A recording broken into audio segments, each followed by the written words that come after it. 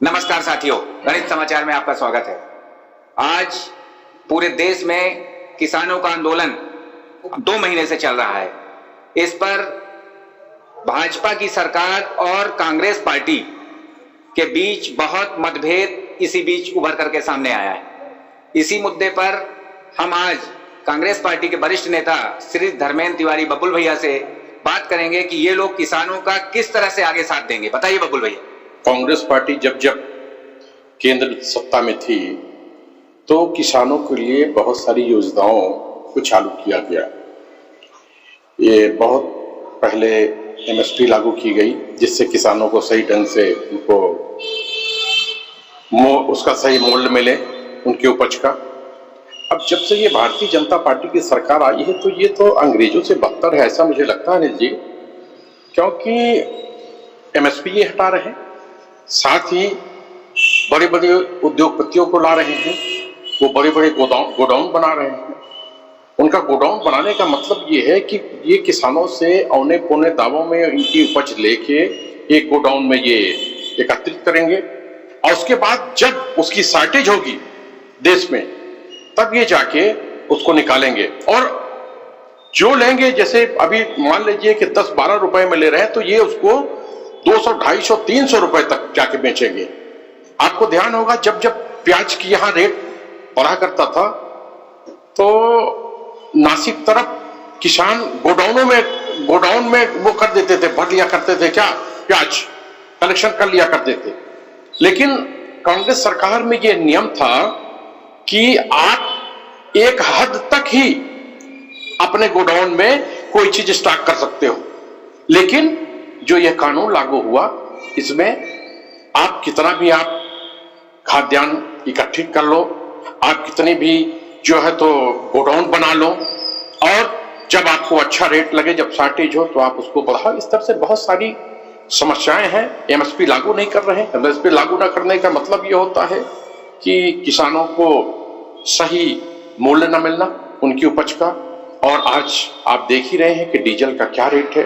खाद जो है वो जो 50 की कट्टी आया करती थी आज 45 किलो की कट्टी है, उसमें भी सब्सिडी हटा के वो भी महंगी हो गई। तो हमको लगता है कि भारतीय जनता पार्टी किसान विरोधी है क्या? क्योंकि जिस तरह से 70-72 दिन से किसान आंदोलित थे, अब आप देखिए, हम लोग न्यूज के माध्यम से देखते हैं कि वहां कीड़े लगाई जा रही हैं, बड़े बड़े बैरिकेड्स लगाए जा रहे हैं। ये किसान कोई बाहर के है, पाकिस्तानी तो नहीं है। ये किसान जो है तो कहीं चीन के तो नहीं है, ये तो भारत के हैं ना। और हमारा संविधान कहता है कि हम जो है तो अपनी मांग सरकार के सामने रख सकते हैं और सरकार को उन मांगों को सुनना भी चाहिए। और मैं बताना चाहता हूं, मुझे ध्यान भी है कि जब जब किसान आंदोलन हुए हैं, यदि सरकारें नहीं सुनी है तो सरकारों का जाना निश्चित तौर से तय हुआ है, ये मैं बताना चाहूंगा। नहीं तिवारी जी, 6 फरवरी को मैंने सुना है कि किसान चक्का जाम धरना करने वाले हैं, तो उसमें क्या कांग्रेस पार्टी भी उनका साथ देगी या कांग्रेस पार्टी बाहर से ही समर्थन करेगी? देखिए, भारतीय जनता पार्टी की जितनी किसान विरोधी, जन विरोधी, युवा विरोधी, बेरोजगार विरोधी जितनी नीतियां, उनका सबका विरोध कांग्रेस पार्टी करेगी। और मुख्य विपक्षी पार्टी होने के नाते कांग्रेस पार्टी सदैव ऐसे दबे कुचले लोगों के साथ खड़ी है। उसके लिए चाहे भारतीय जनता पार्टी का विरोध करना पड़े, चाहे जो सत्ता में आए उसका विरोध करना पड़े। भाजपा के कुछ नेताओं का इसके पहले स्टेटमेंट आया था कि ये केवल पंजाब और हरियाणा के किसानों का आंदोलन है, इसमें सिख समुदाय की ज्यादा भूमिका है। इस पर आपका क्या कहना है? अनिल जी, भारतीय जनता पार्टी जब जब शासन सत्ता में आई है तो कहीं सिख की बात करेगी, कहीं मुस्लिम की बात करेगी, कहीं ईसाइयों की बात करेगी। ये जो है तो हमारे देश में जो हम लोग हैं कि हिंदू, मुस्लिम, सिख, ईसाई हम सब भाई भाई, इसको ये मानते नहीं है। इनका जो उद्देश्य है वो पूरी तरह से अलग है। ये जात भेद भाव करके और जो है तो किसानों को उकसा के ये किस तरह से अपना स्वार्थ सिद्ध करें, ये केवल सोचते हैं। सिख की बात कहाँ है कि सिख किसान जो है तो सिख भी हैं, किसान जो है तो सब हैं, मुस्लिम भी हैं, तो उसमें सिख की बात नहीं है। और इसमें सब प्रभावित हो रहे हैं। ये तो बांटने का काम कर रही है भारतीय जनता पार्टी कि किस तरह से इनको बांटें और इनका आंदोलन किसी तरह से टूटे। लेकिन धन्य है राकेश टिकैत जी को, मैं तो धन्यवाद देता हूं कि उनके जैसा एक मजबूत इच्छा शक्ति वाले किसान नेता जो हमारे हैं, उनके कारण आज किसान आंदोलन पुनः खड़ा है और सरकार को झुकना पड़ेगा, तीनों कानून वापस करने पड़ेंगे, एमएसपी लागू करने पड़ेगी। ये मैं बताना चाहता हूं, चाहे जितनी जाति और पात की बात करें, ये सफल होने वाले नहीं। आरोप ये भी लगा है कि अभी 26 जनवरी को किसानों ने जबरन जाकर के लाल किले में झंडा फहराया, इस पर आप क्या कहेंगे? आप ये बताइए, जब कोई रूट निश्चित हो गया,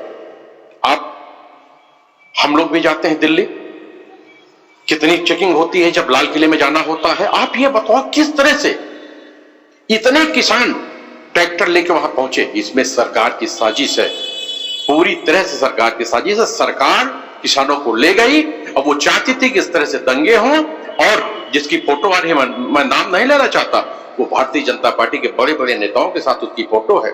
इसके बारे में आप सोचिए, ये सब इनकी चाल है। किसी तरह से ये किसान आंदोलन है उनको जो है तो तोड़ने का काम कर रहे हैं। ये समझ गए किस तरह से किसान नहीं मानेगा, इनकी बातों पे नहीं आएगा, तो पूरी तरह से सरकार जो है बड़े बड़े उद्योगपतियों के हाथों की कठपुतली हो गई है। इसलिए इनका प्रायोजितता कि किसी तरह से न्यूसेंस क्रिएट किया जाए, किसानों को बदनाम कराया जाए, इसलिए लाल किला में एक घटना हुई। हाँ, मैं मानता हूं कि लाल किला हम लोग का मस्तक है, उसका हम सम्मान करते हैं, साथ ही झंडे का सम्मान करते हैं।